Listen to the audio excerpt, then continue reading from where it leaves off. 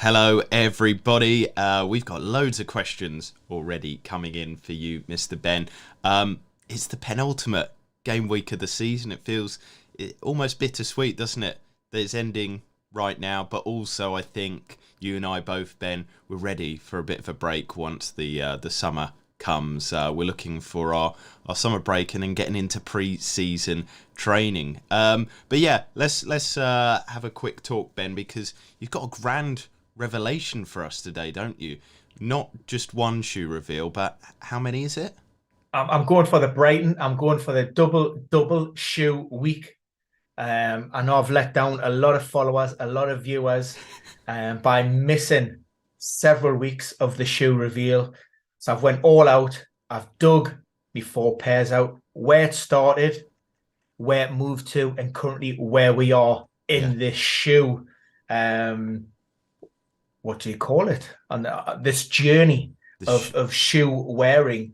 Nike. So yeah, and also I need to dispel the myth and those rumors going around, those horrific, tragic, those terrible social media acknowledgements that I may have actually bought a pair of Crocs. So whip them out then, Ben. You know, it's not the first time I've said that to you, but So we will start with where it all began. Let's hopefully oh, they look great. So these are, I've got no idea what they are. Nike Zoom something. Yeah, I quite like them. The only thing are training, zip-wise, more of a casual fashionista wear of trainers. Moved on to these, which are the Zoom Nike Next Percent. Great. Half marathon trainers, not good for daily runners. As you can see, soles are already wearing down. We're probably about 6 to 7 weeks in and not a lot of mileage on the board there. So great trainers, but like I say, not for your daily runners. So on the back of that, I moved on to these, which are more robust. They still have the carbon plate in. I obviously love the colorway, which is, what would you class that as? A Gilbert green. Yeah. So really good, like those. And, you know, I must admit, I have a little bit of a trainer fetish. And it was my birthday. I don't know, we didn't mention it on the podcast at all, but it was my birthday last week, and I decided to invest in another pair. So this is the latest shoe. Welcome to the family. What I would say, I did wear these this morning. So if you're in and around the Newcastle area, don't know what the weather like was at the rest of the country, but in Newcastle, it would absolutely tipped it down around about 6 o'clock this morning. And traction isn't great in those trainers, stability-wise, and fell and slipped down some stairs. Oh, God. Damaged the arm and doesn't look much. It's superficial, but on the inside, I'm in a little bit of pain. So oh, no. There you go. That's my official trainer review of the Nike Zoom. And I hope people enjoyed it, because, you know, it's been a long time coming. It has been a long time coming. And just, I guess, before we get into the Premier League injury news, with that fall today, with that little bit of injury to yourself, does that affect your Game Week 39 participation? No, absolutely not, mate. I'm absolutely nails, by the way. So nothing would stop me from being involved in Game Week 39. Managing toe, groin, hamstring, and now an arm injury. It's just the latest in a long line of problems and ailments and knocks and niggles. But like I say, I will be there. The hotel is booked. I'm hard in training, and I'm looking forward to Team North taking the trophy this year and, getting our revenge for last year's very unfortunate loss. Yeah. We've got a couple of we've got more than a couple of messages here. We've got a lot of discussions here. I'll start off with the start. Savcho says it's Jay and Ben time. Rubber Ducky says, Rubber Ducks, do we quack or squeak? Discuss. Very good question there. Maybe we'll get onto that a little bit of later. We've got a question about Trippier. So, as always, we're going to go through all the teams alphabetically. And then Rubber Ducky's saying, I'm not buying all this Rashford feeling ill nonsense. It's a terrible bluff. We'll see about that as well. Ben, you can update us on that situation. Lots of highs. John Dre has said it's Crocs have given up, but now that it's been revealed, he has a new conspiracy theory that because you said that you have no idea what they aren't your shoes, and that you've stolen somebody else's to cover up the fact that you do have these Crocs. And then Cedric has picked you up on your pronunciation. He says, as someone who the company sponsored, it's pronounced Nike. No, I'm not having that. Nike. End it there. Yeah. Nike. There you Nike. go. Nike. I say Nike as well. I don't know if that's just a British thing. Anyway, let's get on to the injury news, and then we'll get to more of the banter and discussions a little bit later. But let's start off with Bournemouth. And always you can check out the injury news on the Premier Injuries website as well, which we've got up here. Again, all alphabeticalised for people. But yeah, what's the latest for Gary O'Neill's men? Yeah, so we've just heard from the Cherries boss. A couple of updates, nothing groundbreaking or earth-shattering. Hamid Traore was hoping to feature in some part this weekend. He has trained, but unfortunately the game comes too soon, so it looks like game week 38 for potential involvement with the squad. Jefferson Lerma, he broke his nose in a challenge with Joachim Andersen last weekend. He's expected to wear some kind of protective mask, but he will be available for Bournemouth. And the sort of third update we have is Antoine Semenyo has undergone surgery. Obviously, that's season ending. I know season ending 2 games. He's out. It's hopeful that he will be back for pre-season and playing a part in that ahead of the restart in August. But there's no guarantees, and it depends on how he responds to treatment throughout his recovery to see whether he'll be back in around that sort of July to August time. I mean, this is the thing, is any sort of injury right now is season ending, basically, for a lot of players. And we will keep people up to date on any of those. One person that we did see have a season ending injury was Gabriel Martinelli of Arsenal. And so you've put Trossard straight into the side there. What is the situation at Arsenal? Do you envisage much change in the team?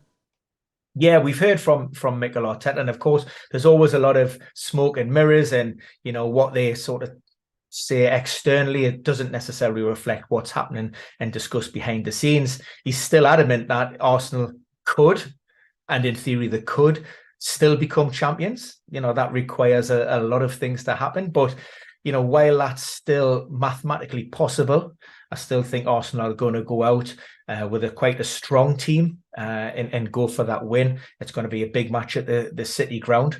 With regards to team news, there was a suggestion last week that Zinchenko wouldn't feature at all in the run-in. Mikel Arteta sort of poured cold water on that at the time, but he's now confirmed again that he's out with a calf strain, so that's probably going to be a few weeks. There's also, like you say, that news with regards to Gabriel Martinelli. It didn't look great. It was that forced external rotation of the ankle. We speculate that it potentially could have been a high ankle sprain, and that sort of fits with what Mikel Arteta said on Friday morning. He said, we're looking at several weeks on the sidelines, hopefully back for pre-season. So that's why we have Trossard in. And of course, we know that William Saliba is also out with that back problem that he picked up in the Europa League, I think, which was back in March. So he's had about 2 months out with that one, which again, it's a slight concern. No surgery required, so it's being managed conservatively. And I suggest, like I say, given the fact that the league title charge is all but done, like I say, there's no point in taking any risks with players at this juncture. Interesting situation at Arsenal as well. I don't know if you've got opinions on this, Ben, but they've now got a club dog. I don't know if you've ever heard of this before as a way to motivate players, keep morale high. They've now got in, I think it's a Labrador, as the official club pet. Do you think that's a good idea? Listen, you do what you do. If it's good for morale and the players enjoy having a dog around on a daily basis, then why not? Like I say, there's different ways of managing your players and working with the players, and ultimately, like I say, it's about keeping that camaraderie, keeping that team together, that ethos. And you've got a focal point with a dog, then why not? What harm does it possibly do? wonder if it's like a school where each player gets to take it home for the week, so it's Tierney's week this week. He's got to take the dog home and look after it. Maybe that's another thing that they do, like the pet hamster that you used to have. Marius has asked, will Saliba come back next season? I guess that's the realistic timeline, isn't it, Ben? Yeah, absolutely. Like I say, it's been treated conservatively and managed, so there's no surgery required there, and therefore, that does give him a realistic chance. Probably hasn't responded or moved along as quickly as initially hoped, but there's nothing to suggest at this point that injury is going to go beyond sort of June, July, which would impact on his availability for the beginning of the 23-24 season. And with the fact that this is being managed conservatively, would you say that is better for chances of risk of re-injury? Would you say that this is maybe more positive in your mind rather than surgical intervention?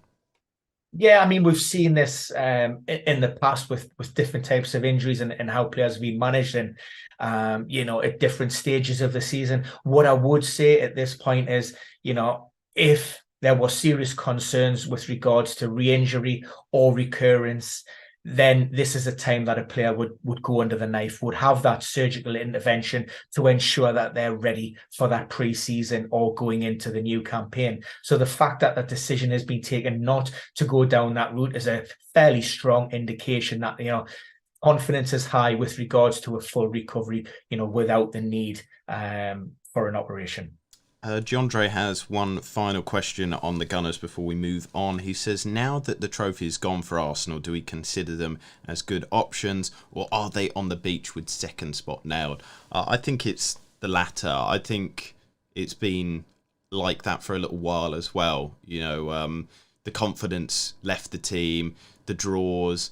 That was obviously personnel issues as well with Salah being injured. I don't know why Kivor wasn't brought into the team a little bit sooner, and a lot of the results kind of disrupted the team, and you can see that without Salah in the team, the chain up the field has gone and definitely needs some improvement. But the positive is that with those games with nothing to play for, the data shows that the top two sides score a lot of goals in those final games. I think off the top of my head it's like 0.47 more goals per 90.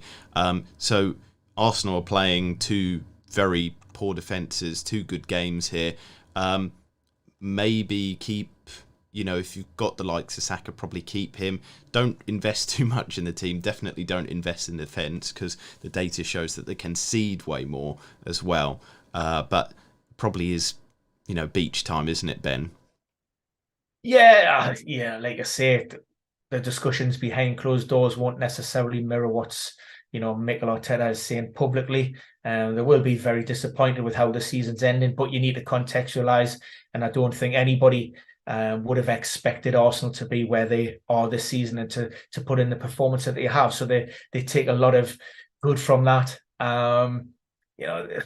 There's also concerns again around rotation and the likes of maybe Nketiah potentially coming in the team and players getting minutes. We've seen Jorginho rotate with Thomas Partey. So, on these last two games, players who've been carrying minor knocks and ailments and slight issues that have been managed, but they've been pushed out there, once it's done and dusted, then you tend to find sort of managers will take them out of that starting 11, maybe in preparation already, with eyes on next season. So we might see a little bit more rotation in terms of who's coming out there in that Arsenal team. Yes, so let's move it on to Aston Villa, a team that does still have a lot to play for. There's European places at stake for them. What is the latest on their injury news? Because they take on Liverpool this week. Yeah, it's pretty much as you were. A lot of it will come down to fitness and sharpness and physical condition. They've had a few long-term absentees return to the squad in recent times. Unfortunately, Philip Coutinho had another setback on the eve of that game with Tottenham, so that rules him out. Of course, he hasn't played since around about mid-February due to a hamstring problem. Matty Cash is probably one who's vying for a start with Ashley Young. Lucas Digne and Moreno were for a little bit, but Moreno looks to have that place nailed down. Leon Bailey did return to the side last weekend at the expense of Bertrand Traore, so don't expect a lot of change in there. People have been sort of maybe discussing the prospect of Boubacar Kamara returning to that team. But, Villa playing quite well in his absence. And again, it comes down just to that little bit of sharpness and that fitness, and following that long-term-ish ankle problem, I just don't see him forcing his way into that starting 11. What's interesting as well is actually since game week 30, Aston Villa have the best defence in the league, and maybe this game against Liverpool won't be as easy as a lot of people are thinking. They're thinking Salah potentially as captain or differential captain, whereas I don't know, it could be a tighter game than a lot of people envisage. So with Brentford, the inevitable has happened. We finally know the fate of Ivan Toney. We'll probably do a few videos on that, kind of separate, about deconditioning, things like that. But how has that affected the lineup of the team? Are there any other changes to the Bees? Yeah, of course, this is nothing new. In-house, internally, this is what, Brentford have been expecting this for quite a while. And we've seen slight sort of tweaks with formational setups. And we've also seen the introduction of Chiari into that attack alongside Wissa. So I do expect Wissa to lead that attack. It could be, that 4-3-3, or potentially we've seen Thomas Franco with a 3-5-2, which see maybe Chiari drop out of that side. But I've went with the 4-3-3 for this game. There shouldn't be a great deal of change within that starting 11. They're playing, week to week. They're not double game weeks, so there's lots of time for optimum recovery. Of course, they come off the back of that win with West Ham, so I expect the Bees to be, pretty much settled. With regards to that news, with regards to Ivan Toney, Thomas Frank did say that, had he been available anyway in terms of that non-suspension, that hamstring problem that kept him out of 36 would have probably ruled him out of the last two matches anyway. Yeah, we've got a message here from Giandre. He says Visser punt versus Spurs could be big. I like it. We've written about Visser before. He's quite a good finisher, and him leading the line might fill the Toney gap. Not fully, he's absolutely amazing, Ivan Toney, but Visser is not a bad deputy at all. But yeah, Giandre says, Toney, I miss the lonely. Very sad indeed. But yeah, we'll get on to discussions about that another time. We'll focus on the injury news. Brighton, game week 37. What's the latest news there? Well, there's not much to say really at this point. We're less than 24 hours after that absolute battering that they took at St James's Park on Thursday night.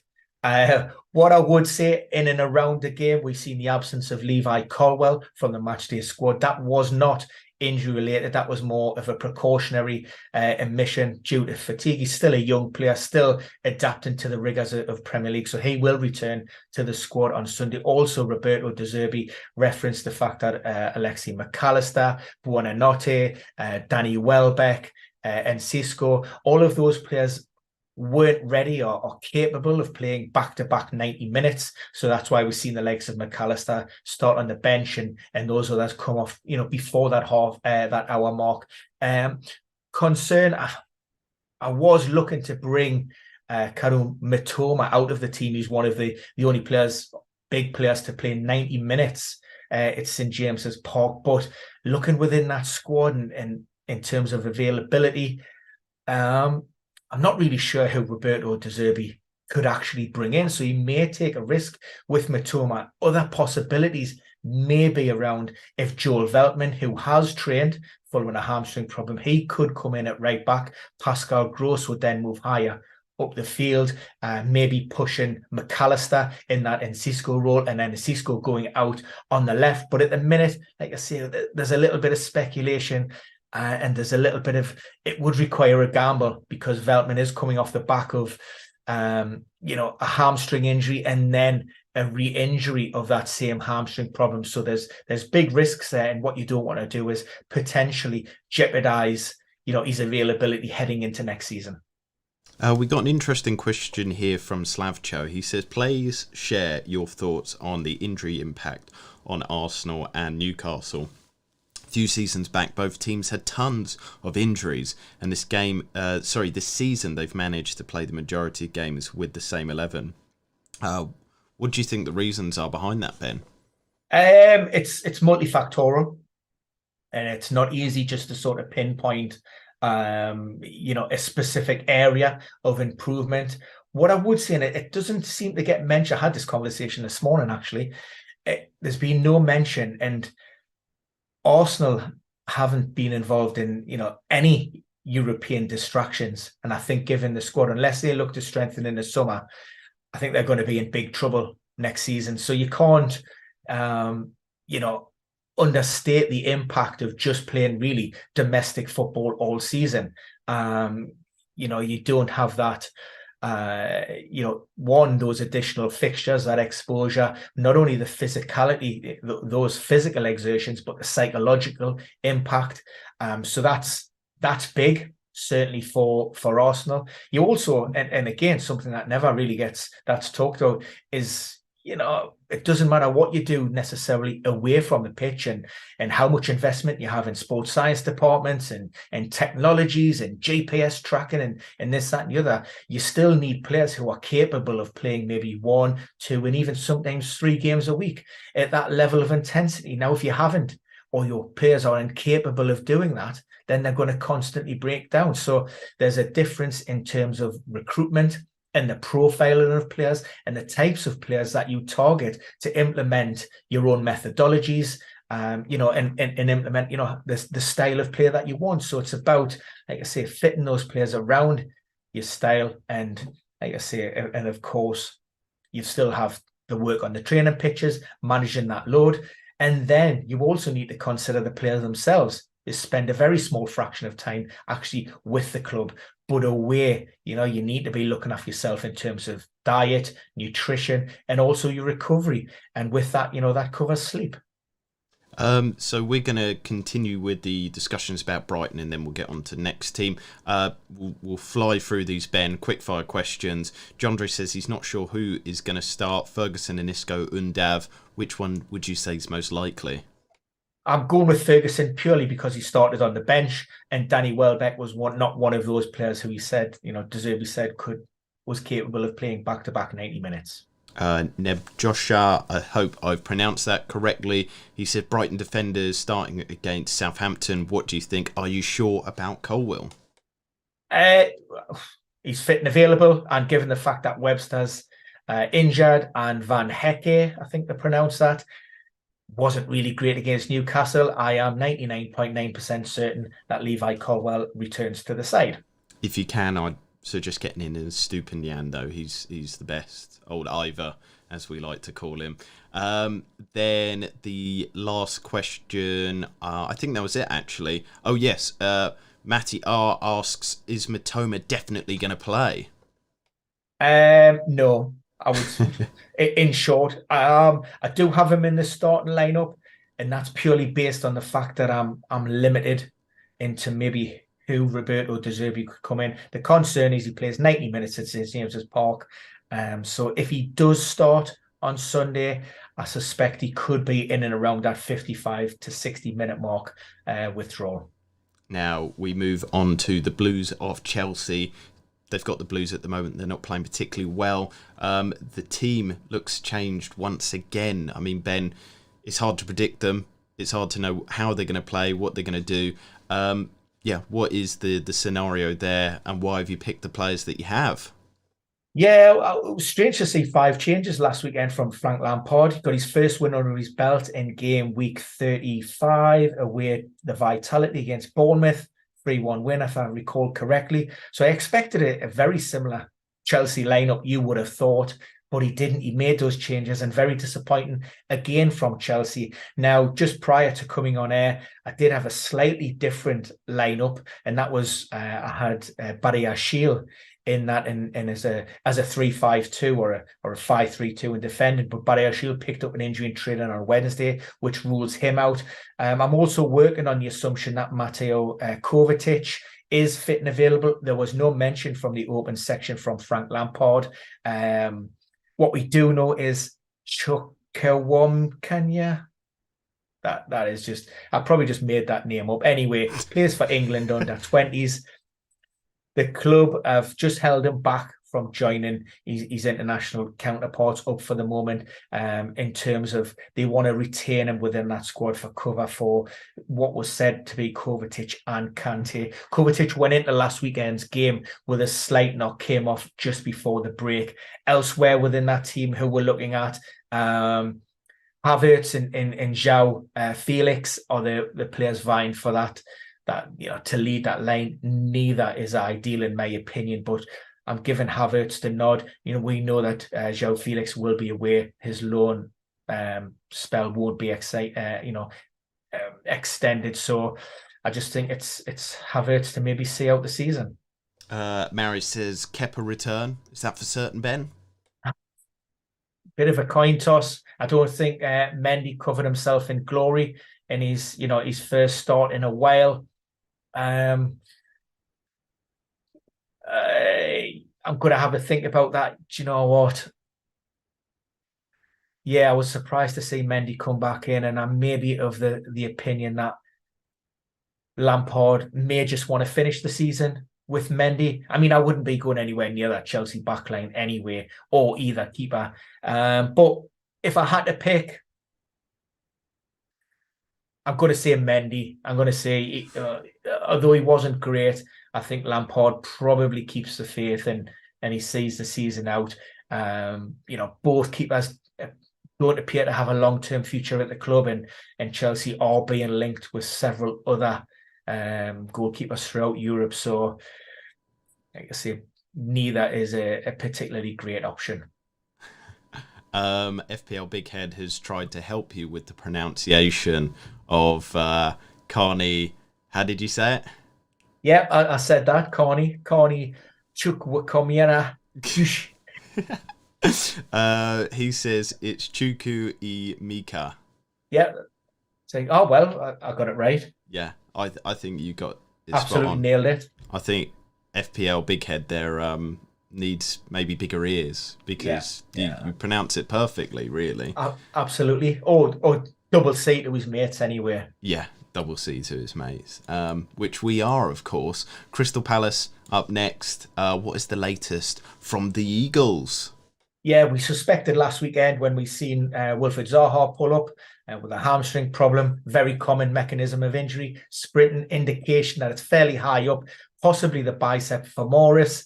We're talking weeks as opposed to days. Roy Hodgson more or less confirmed that. So, whether Wilfried Zaha ever plays another game for Crystal Palace again remains to be seen.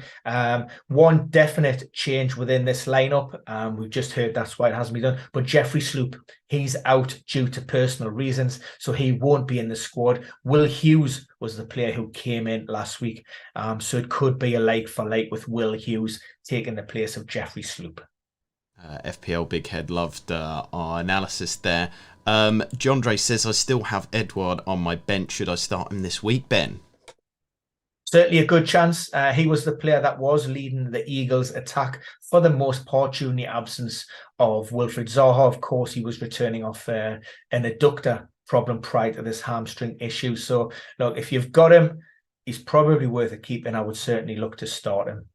I love Ezebechi, though. He's the one for me.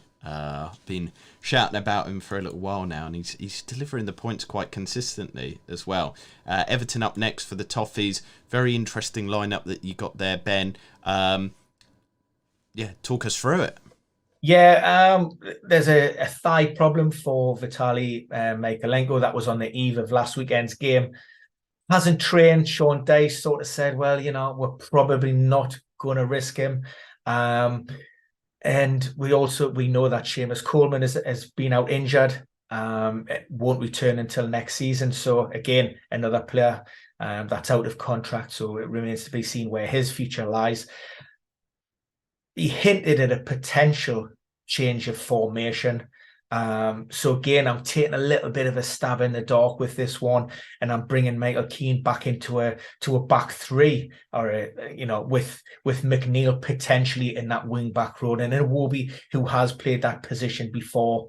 If that wasn't the case, and I've got Demarai Gray in there, we could go back to potentially a 4-2-3-1 or a 4-3-3, and that would probably mean that Patterson comes in and one of those centre backs deputising in a full back role. But like I say, I've rolled the dice a little bit. I've took a chance, and I've also gambled on Dominic Calvert-Lewin being fit and ready. Of course, that was a minor groin issue that forced him off last weekend. More of a precautionary withdrawal. Had a couple of days as rest time, but he's been back and training with the squad. So as long as there's no reaction, he should be fine.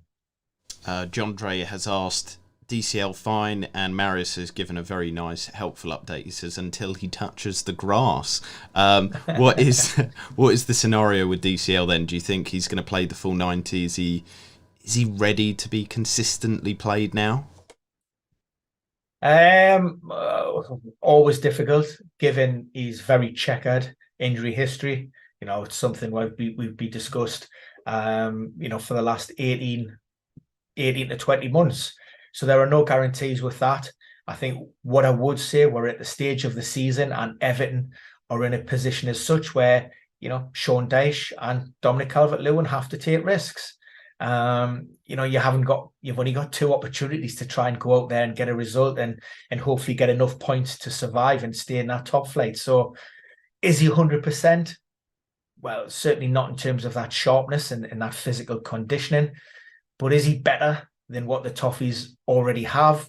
Yeah, you would say most definitely, because, in his absence, the likes of Mupai and even Ellis Sims weren't able to take on that mantle and get the goals that the Toffees needed. So for that reason, I just think that Sean Dyche has to go with Calvert-Lewin. Demarai Gray, did lead the light in a couple of occasions, but again, he's not an out-and-out striker, and nobody quite does it like Calvert-Lewin for Everton.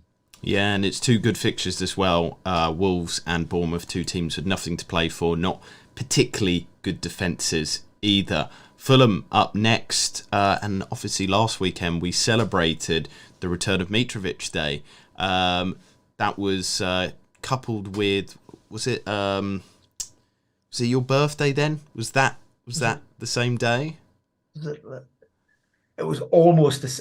Oh, it was my birthday. Yeah. Oh, okay. Yeah. I don't know if anybody knew that on the podcast, but you kept it on the DL. You're not one to really blow your trumpet. Yeah, you get of it. I'm of a certain age, a vintage where, like I say, we like to keep this under the radar.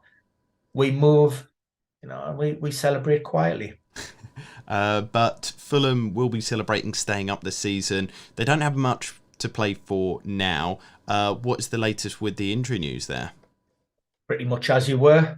So it remains to be seen on whether Marco Silva wants to roll the dice and freshen up a few places. I am throwing Alexander Mitrovic back into that striker's role. He came off the bench last weekend and scored.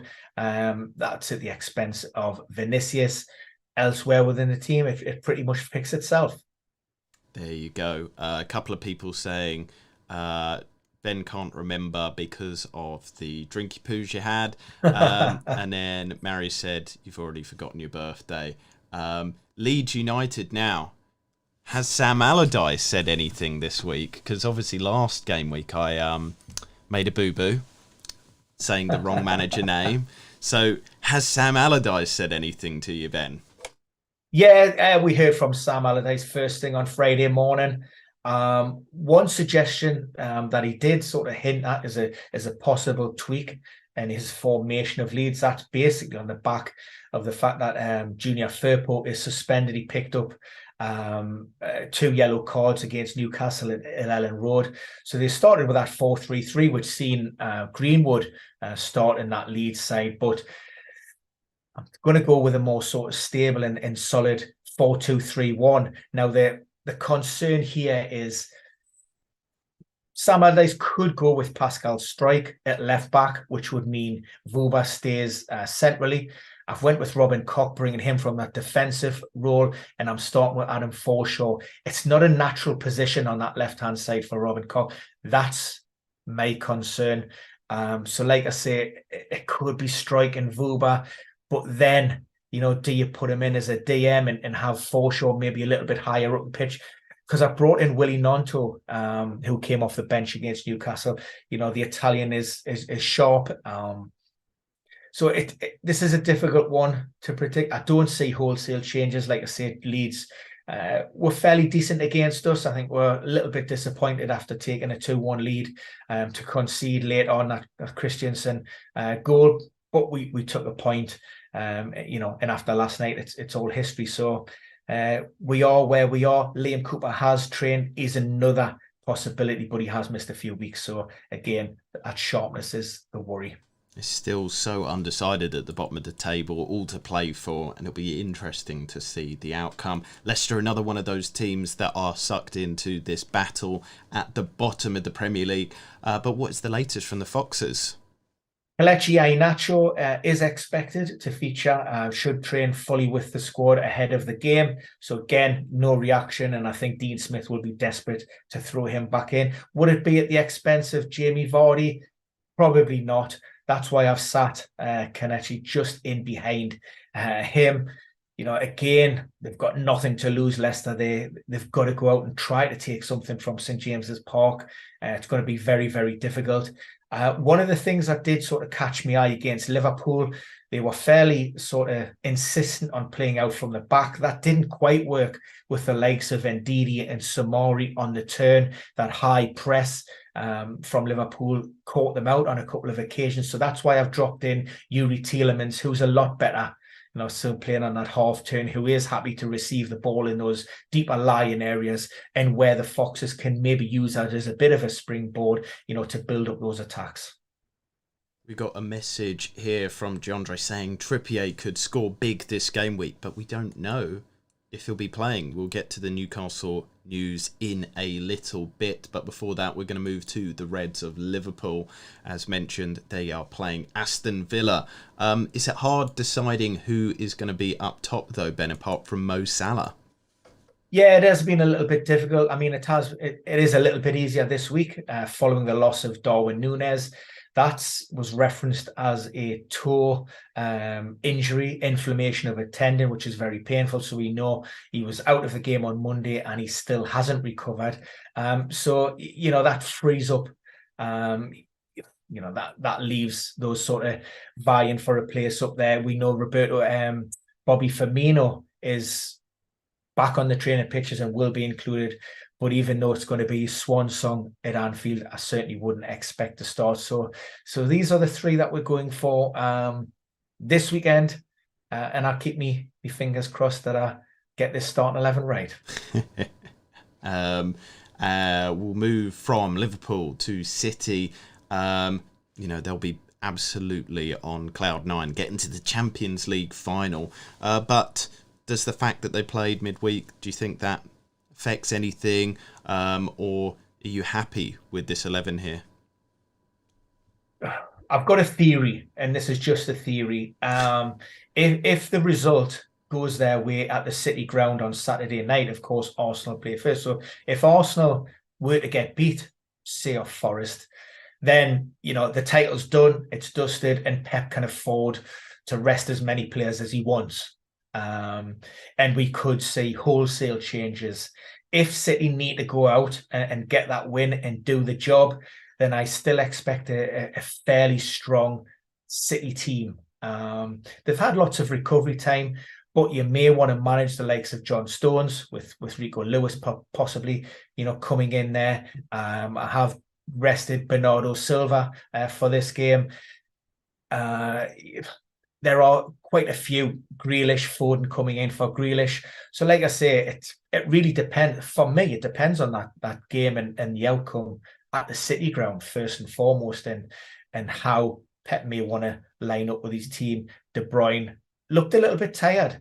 Maybe certainly towards the end of the game against Real. So I think maybe this is a good opportunity for him just to rest up a little bit. And of course, it's a double game week for City. So there's going to be a lot of changes in and around that. I don't expect a lot of players to play back-to-back 90 minutes. A lot of people will be focused on Haaland, though. Do you think he'll get both games? Do you think he'll play the full 90 or maybe 120 minutes across the two? This is a difficult call because I think it's the balance between obviously wanting to ensure that Erling Haaland stays sharp and fit and doesn't pick up any injuries, but then also on the flip side of that, there are targets and there are records to be broken, and I'm sure Pep would love to be able to facilitate that. So as well as all of those team honours, it's those individual accolades. And we know he's got a long list of awards and broken records this season. So I certainly see 60 plus minutes in both games. But other factors can influence on that in terms of the results and how things are going and how he's playing, individually. Brian says, any news on Nathan Ake? He is improving. So in terms of news from Pep Guardiola, not so much. He will check his status. I go back to that original injury and that recurrence of the problem. He spent around about 2 weeks on the sidelines with that. When you have an injury within a short space of time, you can extend that recovery time. So we're looking probably around that, maybe 3, possibly even longer, which gives him an outside chance of making the squad. Like I say, it wouldn't surprise me if he was maybe in and around the team for certainly pushing for a start for that second game in game week 7, or in 38 minutes ahead of course, what would be the FA Cup final and the Champions League final. Jondre says that he has a theory. He says, my theory is Alvarez starts for KDB this game and for Haaland the next game. He will play both.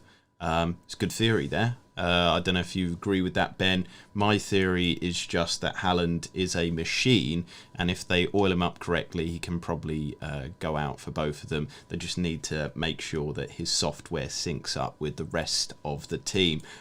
Manchester United up next, though. We have a couple of questions on their players. But I guess the big question is this Rashford news. Once again, looking like he might not play this game week. You haven't put him in the team, so are you believing these discussions from Ten Hag? I think maybe in terms of a start for Saturday's game, I think there's a big question mark, although I would expect a return for the next fixture, so part of that double. I think that's real. I think it's realistic. And, off the back of a minor injury, he has trained in an illness. He certainly isn't going to be at 100%.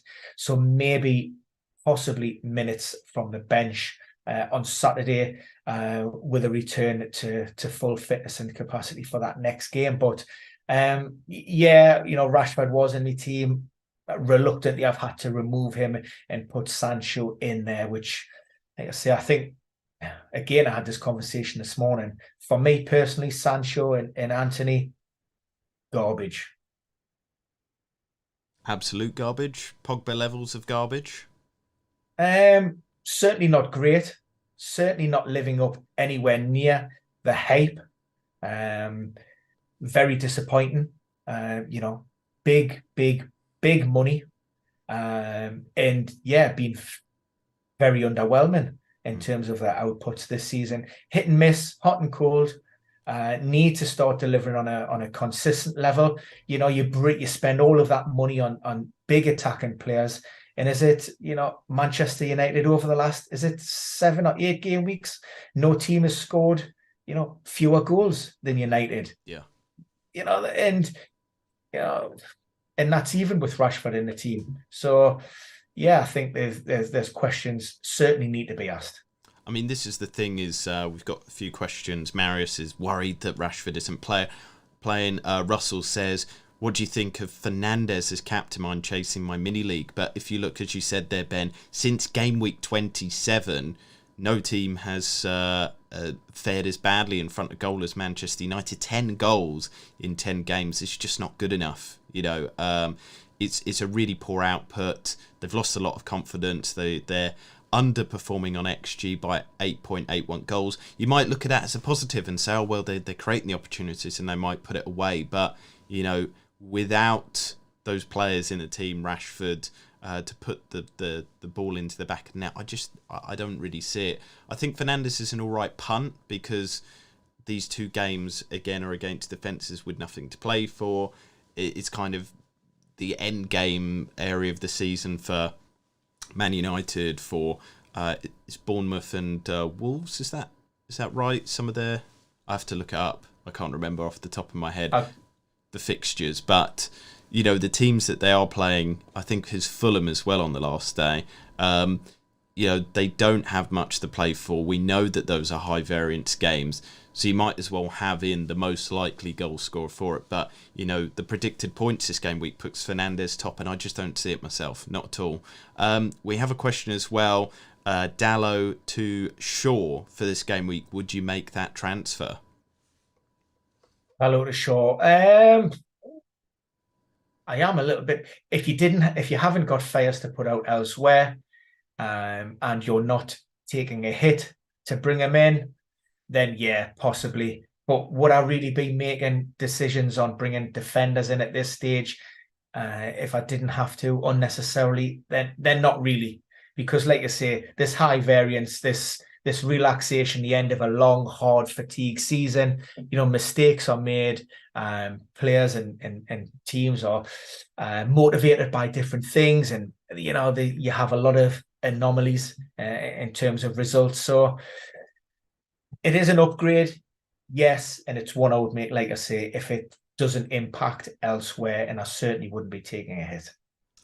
Cedric nicely pointed out it's Bournemouth, Chelsea, Fulham, and I think that's it in terms of... Oh, yes, actually, Cedric says about Garnacho, do you not think that he'll play instead of Sancho?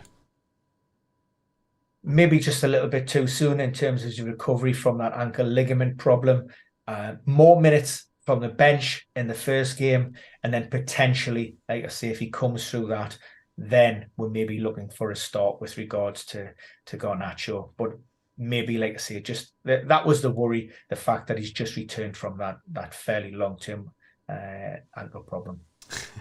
FPL Big Head says, so is Rashford definitely out for Bournemouth? Have to decide whether to do Mahrez or Rashford to Fernandes. What decision would you make there, Ben? He will feature, without a shadow of a doubt, at some point in game week 37. I still think a start in the second match. It will come down to, how he presents tomorrow morning and whether Erik ten Hag wants to take that risk. If I was to second guess, I would say from the bench on Saturday and then a start midweek. There you go. Jondre says, it's Slavcho. He says, Fernandes will have the Wilson effect, 2 penalties, some assists. Howard Webb will not allow Man United to miss the Champions League. Up next, we do have your boys, Newcastle. Well, rampant. They played so well against Brighton. Wilson looked so good. And he rewarded captainers like yourself, Ben. We saw our good friend from Scout Ed. He initially said, I can't believe anybody would captain Isaac. Then he was worried that Wilson wouldn't play, and then he was proven right, and that was quite a funny little mini pylon, and then him proven correct again. But you called it as well, Ben. We have to give credit where credit's due. You said to back big Callum. Your personal relationship with him maybe helped you with that decision. But what is the latest from the rest of the team? Yeah, players are still being evaluated after that. It was a particularly sort of energy-sapping and bruising encounter against Brentford. Energy levels were through the roof. The work rate was absolutely phenomenal, from all of those outfield players. Miggy Almiron, Bruno Guimaraes, Joe Linton, Hamilton Wilson. We've seen a few of those players sort of limp through the final minutes of the match. Joe Linton looked as if he had picked up a bit of a knock. Bruno Guimaraes, whether that was fatigue and cramp and also that ongoing ankle problem. There's also reports of Kieran Trippier having picked up a knock. What I would say is, my initial thoughts are there are nothing too severe in terms of their normal bumps and bruises that we have at this stage of the season, and particularly, given the levels of energy exertion during that match. The fact we play on Monday is going to be a bonus. That gives us an extra 24 hours of recovery, which is good. And, given the gravity of the game against Leicester, they'll all want to be back out on that pitch and performing and getting that 3 points, which guarantees us Champions League football. Obviously, the big concern, the big worry is Joe Willock. And again, certainly given the fact that we saw him help from the pitch, I don't expect him to be involved. He was one of my punts for this game week, and he did quite well, to be fair to him. He got an assist. Happy with any output. With the Trippier situation then, so many people are discussing it. You've got him in your team. You think he's going to be fine. Would you risk bringing him in even? You know, some people might not have him in their teams. Is that worth the risk? I mean, you did say earlier, though, no defensive assets really to be brought in, but Trippier's a bit different, isn't he? Well, yeah, certainly in terms of what he brings to the team from from an offensive, attacking higher up the pitch from a third. We've seen his delivery for that own goal against Brighton, the first one, and then of course his free kick for Dan Burn, and that's what he gives to the team. So there's always that threat. There's absolutely. I was watching the match, and Kieran Trippier wasn't one of those ones that I sort of picked out and looked as if he had been struggling. As far as going out, I'm not going to categorically state that Trippier will be in that starting 11. I'd be massively, massively surprised if he didn't make the game. Look, I just think that team will be patched up, or they'll do whatever to get out, get the job done against Leicester, guarantee that Champions League football, and then we'd not have to worry about, going to Chelsea in game week 38. Right, up next, we always get to this part. Nottingham Forest, quickly, Ben, not too much interest in them. Yeah, not expecting a great deal of change from Steve Cooper. A little bit of a surprise last week with Brennan Johnson dropping to the bench and bringing him back in for a more attacking look to that Forest side. There you go. Then up next, we've got the Saints of Southampton. Definitely no interest in them. They're relegated. They'll probably let in a bag of goals now. But what is the latest there? Yeah, I do have Shea Adams starting in this one. I'm just waiting for an update. Ruben Celis was one of those press conferences that happened just before this broadcast. So there may be a slight tweak if anybody's interested. Tottenham up next. Another one of those teams that probably isn't a lot of interest. But what is the latest for Spurs? Yeah, I've brought in Dejan Kulusevski and dropped Richarlison, and therefore Sons went from the right to the left. Richarlison bumped his gums for a little bit about getting opportunities and playing minutes. He hasn't exactly, grabbed, the opportunity with both hands. He's been fairly disappointing. Again, it's a bit of an end of season malaise for Tottenham. The only player I think worth considering. He's a keeper if you've got him. Harry Kane. If you haven't, like I say, you're heavily relying on a player who's pulling his team, by the scruff of the neck through until to the end of the season. But Spurs, yeah, they were a bit of an avoid for me. Yeah, definitely avoid. It's not a good situation there. There's too much pressure on Kane, and there's a lot of Tottenham fans saying, "Oh, well, we'll sell him, we'll reinvest the money." But look at who they bought with the money that they spent this season. I think hold on to Kane for as long as possible. West Ham up next. Is there going to be a lot of changes because of this Europa Conference League win? It's certainly. I don't expect as many changes as David Moyes brought about last weekend against Brentford. I think there had been 9 from the previous Thursday. Of course, West Ham now don't play again until game week 38, so they don't have that midweek fixture to consider. But yes, I do expect changes following that Europa Conference League semi-final second leg win in the Netherlands. So yeah, look, I think there's definitely a few changes there to be had. Mikel Antonio being one of those, went into Thursday night's game with a slight cough issue. So that's why I've got Danny Ings in. Also, we've seen Vladimir Sufal travel to AZ with the squad. He was an unused substitute. That's been a hamstring problem. I think game week 37 and game week 38 are ideal opportunities for him to get more minutes and hopefully get him ready for that Conference League final. Interesting. I'd like West Ham to win it. I like David Moyes. It'd be a good little achievement for them. Final one, another team that not a lot of interest in, Wolves. Yeah, a couple of points just from the press conference. Asked about, who we potentially start in goal. Julian Lopetegui said he has decided, but he wouldn't reveal. It's Jose Sarr or Bentley. I've went with Bentley. Again, why'd you just bring him in for a one-off game against, Manchester United?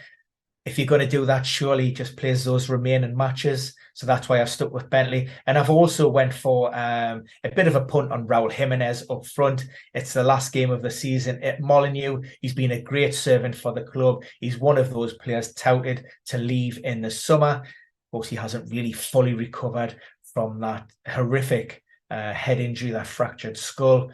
So that's why I have him starting in the team. But again, maybe that's just my emotional side going with the heart over the head moment. It might be Diego Costa. But, we'll see. I think at this stage of the season, particularly with Wolves, now that they're secure, there will be a couple of surprises in their starting lineup.